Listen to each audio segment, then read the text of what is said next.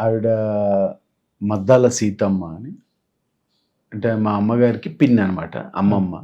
ఆవిడ నిత్యము లలితా పారాయణము, హ్మ్. లక్ష్మీదేవి ఉపాసన చేసేదనమాట.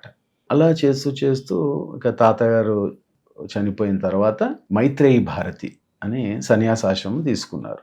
వారి యొక్క గొప్పతనం ఏంటి అంటే, మన కంచి పరమాచార్యులు వారు హ్మ్. చంద్రశేఖర సరస్వతి మహారాజులు అమ్మమ్మకి మైత్రేయి భారతికి హ్మ్.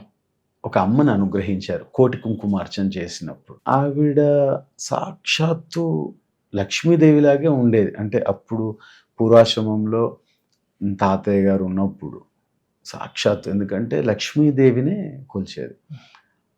ఆ మంత్రము మా అందరికి గూడా చిన్నప్పుడు నేర్పించడం జరిగింది. ఆ సాధనలో ఆవిడ రోజు లలితా పరమేశ్వరి అమ్మకి కుంకుమార్చన చేసేది. హ్మ్. లక్ష్మీదేవికి దేవతార్చన నిత్యం దేవతార్చన అది చేసేది. అది వారికి ఆఖరి జన్మ అని అమ్మమ్మకి తెలిసిపోయింది. హ్మ్.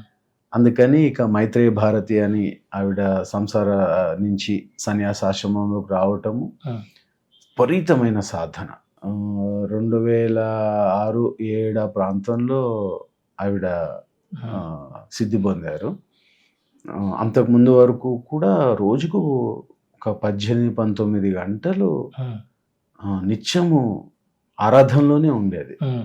జపమాల. అందుకే కంచి పరమాచార్యులు వారు అనుగ్రహం ఇచ్చారు.